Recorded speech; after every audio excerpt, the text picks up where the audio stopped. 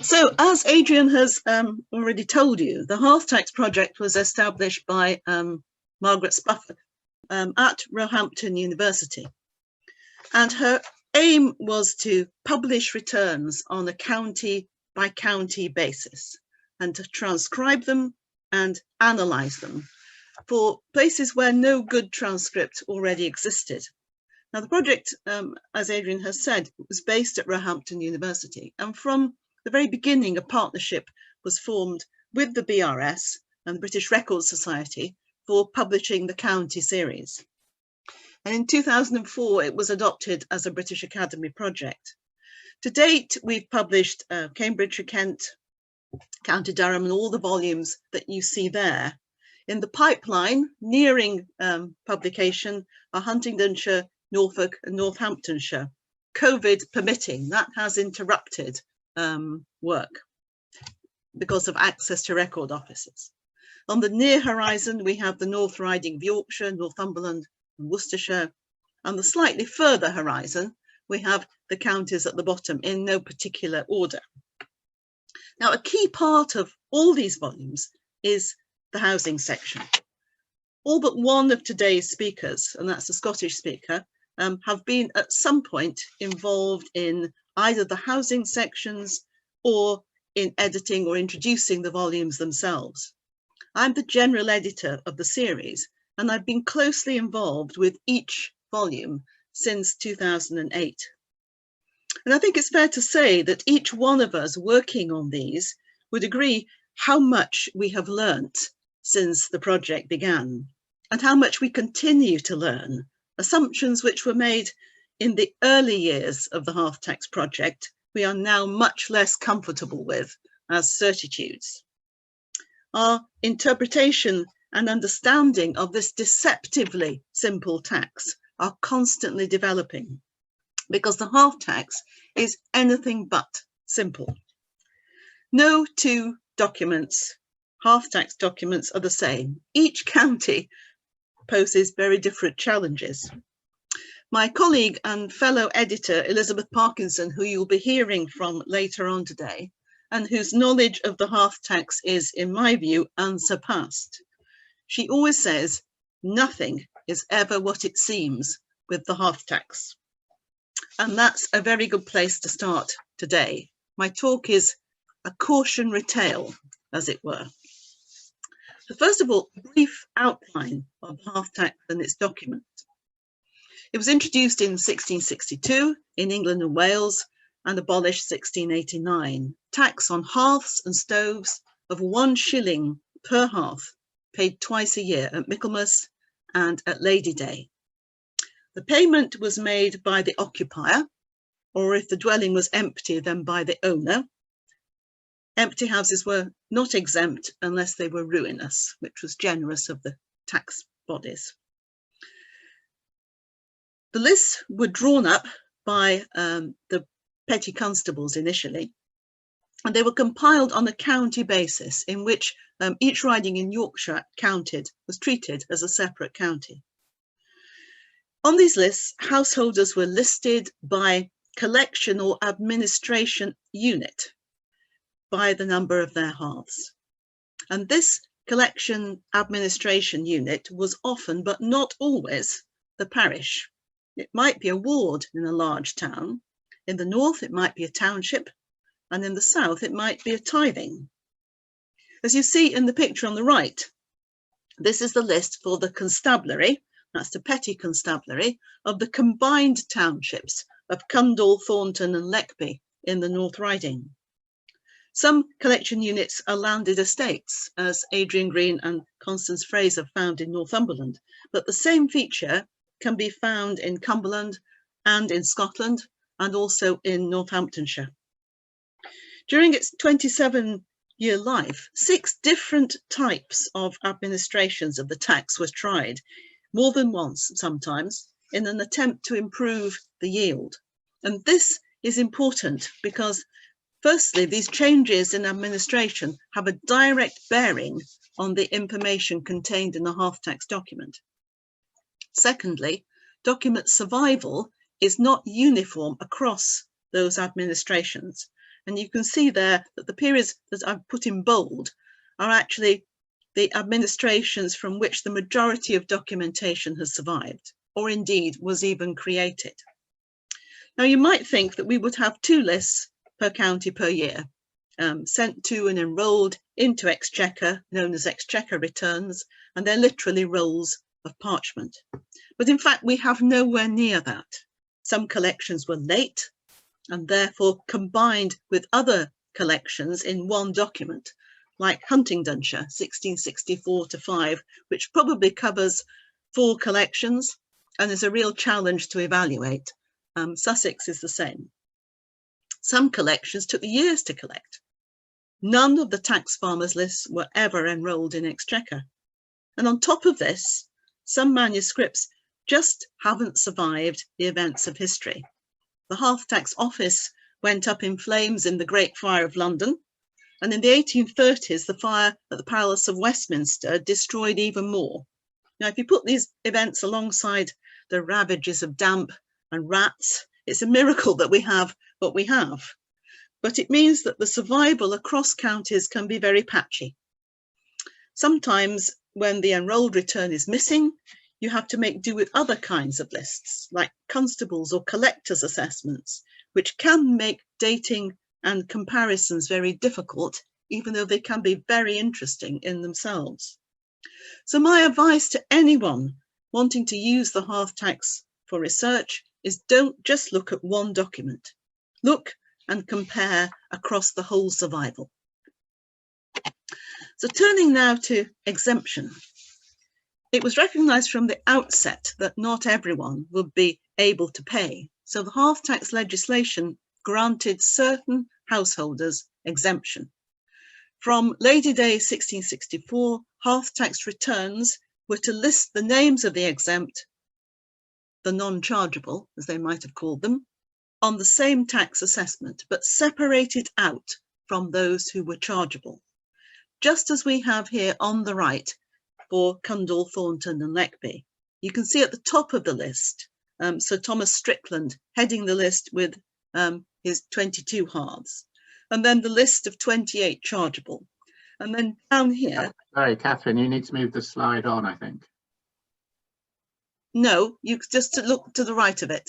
Oh, okay, that's right. Yeah. You can see at the bottom there, the list of the those discharged exempt by certificate. So who was exempt? Well, there were 3 categories of exemption established by the Hearth Tax legislation. The first of all were householders not paying rates to the church or the poor because of the smallness of their estate or their poverty. The second were those living in dwellings with a rental value of under 20 shillings per annum and whose lands and possessions were worth under £10. The householders in this category required a certificate issued by their parish minister and church wardens, and these certificated here were the ones listed in the Cundall and Leckby slide, which we saw previously. Small almshouses were exempt and also common ovens. In 1664, exemption was capped at 2 hearths. Nobody with more than that was able to claim any exemption. So looking at these, there are some key points to note. The first is that numbers 1 and 2 were overlapping, which became a cause of confusion to local officials and has continued to confuse historians. The second point is that a certificate was needed only for those who were exempt under the rental criterion. For those in other categories, no certification was needed, and their names might never appear in the certificate or indeed in any other Hearth Tax document. From 1670, this is to become the main criterion for exemption. And historians seeking to use the Hearth Tax to estimate population size need to bear this in mind. There's a lot of people missing from those lists. The third point is that these were all property criteria, even the first, because local taxes were chargeable according to the value of the property. So exemption is not necessarily about poverty, although in effect many would be poor. But in some parts of the country then, as now, rental values were low. So the high levels of exemption in, say, Cumberland and Northumberland, is it really poverty, or is it a reflection of the low rents? And we need to bear that in mind. Fourthly, there's an additional complexity in some regions, because exemption was administered by parish officials, the church wardens and the ministers. But the payment collection of the tax was administered by non-parish officials. And the collection or administrative areas and boundaries may or may not have been the same as the parish. So we see this causing great confusion in some areas. For example, the parish of Swine in the East Riding, the exempt from 10 townships were listed on 6 different certificates amongst townships from other parishes. So it's very hard to actually come to grips with this. Final observation is that this exemption process was a muddle and involved everyone in a huge amount of work over people from whom no money was ever to be expected. However, for historians, the Hearth Tax exemption certificates are very useful. They cast light on the lives of people who were normally under the radar for many other historical records: the elderly, the sick, the poor, and those who lived in mean and meagre dwellings. Turning now to what the documents tell us. I said a few moments ago that the Hearth Tax documents are deceptively simple, and I'm going to give you an illustration of that. Here's an entry for Artington Tithing. That's the collection unit in this case, which was within St Nicholas's parish in Guildford. And this is the list for 1673-4. So William Moore at the top, you can see there, paying on 37 hearths for Loseley House. Mr White underneath paying 10 hearths for Braboff Manor. It all looks very straightforward. It's a really nice, neat list. As I say, deceptively simple. However, there's also another list that happens to exist, which is the collector's assessment connected with this same dated return on the right. Now, this might not be the actual list that he used and annotated as he walked his rounds, but it's a step nearer to what a Hearth Tax official was seeing on the ground, much nearer than the list on the right. So here in this list, we see the list of hearths. You can see on the right-hand side, first column on the left, how many hearths they had, and on the right, how much was paid. They should be the same, but they're not if you look down the list. So William Moore's still paying on 37, but you can see the marginal notes, excuse me, in the left-hand column, particularly the word poor keeps occurring. And under Sir William Moore's entry, we can see that in with his 37, he was paying for 2 hearths belonging to someone called DC. The whole document on the left is several pages long, and it's full of annotations. Hearths walled up, taken down, buildings gone on fire, rebuilt, newly built. He tells us which properties are townhouses, which are subdivided, where householders have gone off, run off in prison. With this document on the left, we are much nearer to seeing what the assessor saw. And across these 2 lists, broadly the names are in the same order, but some names are dropped off by the time they reach the Exchequer return. Occasionally you can find them in the list of exempt, but for the most part, they are quite simply not there. And it's a salutary reminder that the Hearth Tax does not include everyone in a locality. And that all is not what it seems in the Hearth Tax Exchequer return. Now we're lucky with these 2 lists that we have them, we're able to compare them, but we need to look much more closely at what these numbers mean if we're going to use the Hearth Tax to understand housing patterns. So using the Hearth Tax to understand housing patterns, it may sound a blatantly obvious thing to say, but the key point is that the tax is not recording houses, it's recording hearths. To be precise, according to the 1662 Act, the taxable unit was the fire hearth or stove. There's no mention of the words chimney or house in the legislation. Forges were an area of potential confusion, which may or may not be noted separately in the return. So what was being counted as a hearth? A large and grand fireplace like we see here on the right at Loseley, with an elaborate chimney outside? Or was it a simple hearthstone in an open hall with the smoke exiting through gaps in the roof? Or anything else in between? A note of protest scribbled on the back of a 1665-6 pamphlet was complaining how unfair it was that cottagers who have no voice in elections should pay 2 shillings yearly for a stone not worth twopence, when the chimney villains call it a hearth. So was there some discussion on the doorstep about what was a hearth and what was not? We might never know. Also at this time, of course, some chimneys might be portable, wattle constructions, some intended to be temporary, some lasting considerably longer. And sometimes we find entries like this in the exemption certificates for Brinkton down at the bottom. May 1674, there are 4 individuals there with fire hearth written beside their hearth number. But Widow Barnes at the top, she has 1 chimney written beside her name. So is this significant? We just don't know. Nor does the hearth number of hearths alongside a name necessarily equate with an individual house, although many may do so. Hearth tax documents are recording householders liable for or exempt from the tax in a specific dated collection. It's a snapshot of time. Lady Day 1664, Michaelmas 1672, whatever it is.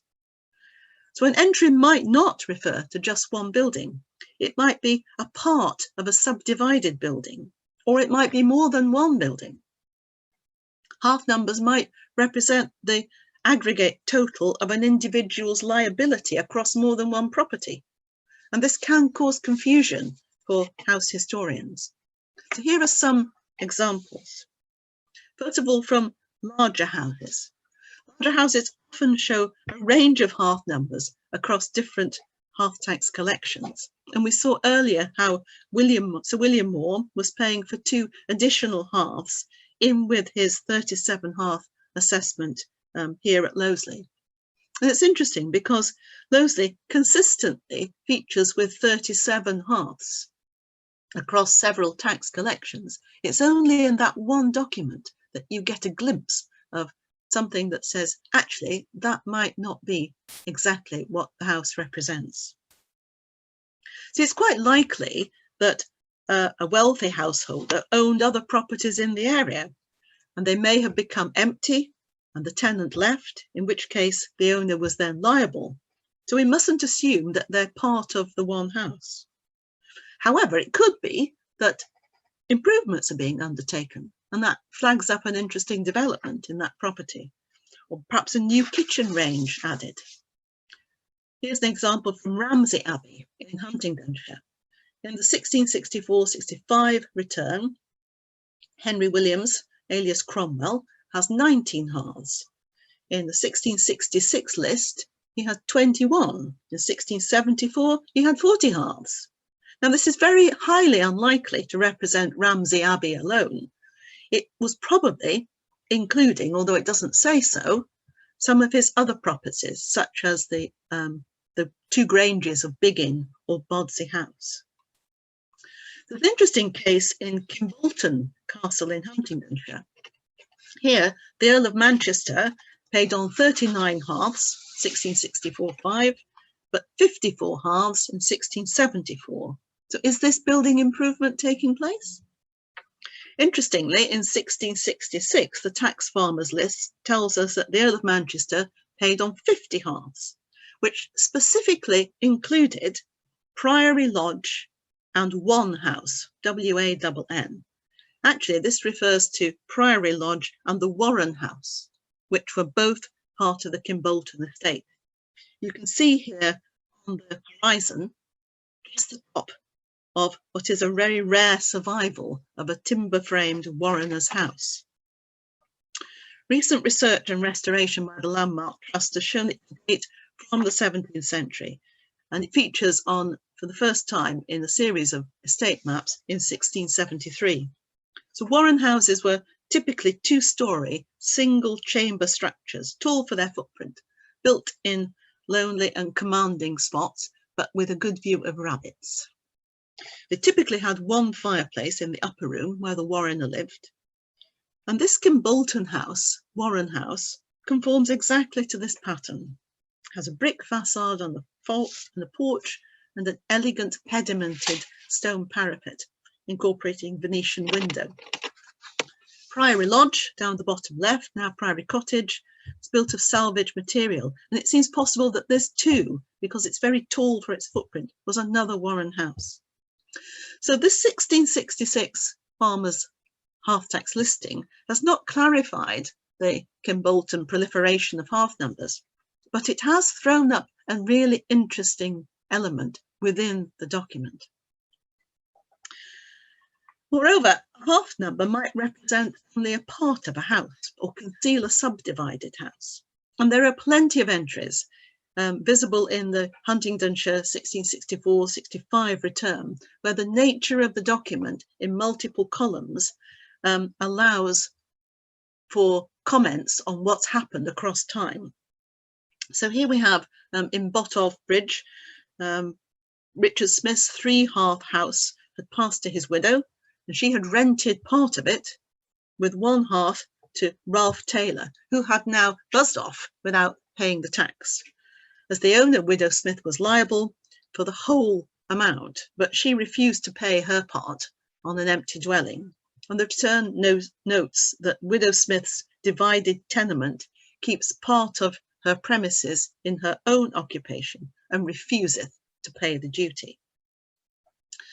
The second example is from Yaxley, and here 1 hearth had fallen down in a 4-hearth property. It might make you think that that was a largish property with 4 hearths, but actually it's subdivided. It had formerly belonged to Edith Henson, a widow, and now 3 different people had responsibility for each of the 3 remaining hearths. One of them was exempt, presumably on the grounds of low rental, but the collectors wanted their money for the rest.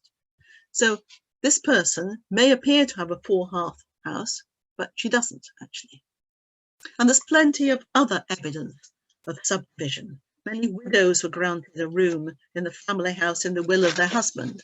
Here we have the will of John Ambrose of Shear, a husbandman, in 1662, and I've paraphrased it. To my wife, Agnes Ambrose, a low room at the east end of the house, and a chamber over the said room in her widowhood, and access to a chimney for fire, unless the executors erect a chimney in her room. Did they do that? I have no idea, because there's no Ambrose that features at all in the Surrey 1664 Hearth Tax. In Garton in Austwick in the East Riding, the Hearth Tax exemption certificate notes that John Linwood had put up in his barn a chimney built for the use of his mother in her widowhood, and he was taxed on 1 hearth, and he didn't presumably pay for her. She doesn't appear in any hearth tax documents. In South Kirby in the West Riding, William Machin noted in his exemption certificate had a wife and 6 children. Being a very poor man, he lives in a room of Kirby Hall upon the charity of Sir John Digby without paying any rent. These are little glimpses that let us know that these properties are subdivided. Now, these 1 hearth householders are clearly poor, and the hearth tax is frequently used in discussions on wealth and poverty, where 1 hearth householders are categorised as poor. But we should be very wary of making unqualified statements about that. We need to use other documentation to support that. Sarah Pearson in the Kent Hearth Tax made the point that the hearth tax standards of heating, the hearth tax reflects standards of heating at a single moment during a period of transition. And that whereas newer houses might be well furnished with chimneys, owners of older properties had to adapt them and add to them. And some undertook this later than others. And she makes the analogy with the rate of installation of modern central heating. So 1/2 might not necessarily indicate poverty or low status. Most of our housing contributors to the Hearth Tax volumes endeavour to match probate inventories with Hearth Tax entries, and many have made this very point. Colin Phillips, in the Westmoreland volume, pointed out that inventories linked to 1/2 householders ranged between £1 and £771 in value. It's a huge range, but that 1/2 owner might not necessarily have been poor. Here's another example from Elton. I can't claim that this is his house, but it is a house in Ilken in Huntingdonshire, and you can see that quite a lot in that particular part of Huntingdonshire were made out of stone, which may be relevant to what I'm going to say. Thanks to other supporting documents, we know that David Eads was a fuller in Elton, and that he paid for 1/2 in 1664-5 and also in the 1674 Hearth Tax. He died in 1682, and his will was proved in the Prerogative Court of Canterbury, not normally a place where paupers' wills are proved. And there he left, I quote, "my ancient cottage in Elton, with the appurtenances, with all barns, stables, buildings, with all and singular the fences and pales unto the yard, belonging together with 3½ acres of arable land." He also left £100 in cash to be shared amongst his children. There is no inventory here. Now, he might have lived in a 1/2 cottage, but he's far from being impoverished. And there is a further aspect to this 1/2 discussion, which is the issue of tax evasion. Here's a cautionary tale from Woking. In the 1664 Hearth Tax, there were 72 named householders with 1/2. In 1673, there are only 15 with 1/2. So I was interested to know what had happened to these 72 with 1/2 in 1664. Now, Woking has fantastic poor law records and rate documents, so I tracked these across time. 17, by the time to get to 1673, 17 had disappeared from all documents. 13 had died, 3 were possibly dead, they'd been recorded as ill. 17 were still alive, but missing from all Hearth Tax documents. They're up and running in Woking, but they're not there in the Hearth Tax. 4 still had 1/2, but 23 of those who had had 1/2 in 1664 now had 2/2 in 1673. Do I think this was a splurge of DIY activity in Woking? No, I don't. I think it's more likely the fact that they lied in the self-declaration of their hearths, which was necessary in the earlier lists. And I think the local 1664 constables turned a blind eye to them. But the different administration in the 1673 tax and the tax receivers had caught up with them, and they were now having to pay. I found this pattern in several Surrey parishes where there are good supporting documents. And human nature being what it is, I suspect this might be more widespread. But it casts this question mark again on the number of 1/2s and on statistics drawn up according to one Hearth Tax return. We need to look at the comparative data. Now, I'm going to leave you now with one other statistical table today, which also makes us think hard about the absolute link between 1/2 and poverty, and which also opens up a whole range of other potential discussions and studies. And I'll leave it up during the questions. The further northwards we go, the greater the percentage of 1/2 householders, certainly in the rural areas. Now, we always have to be slightly wary of comparable data in the Hearth Tax. There are so many other factors to take into account, as I hope I've shown you today.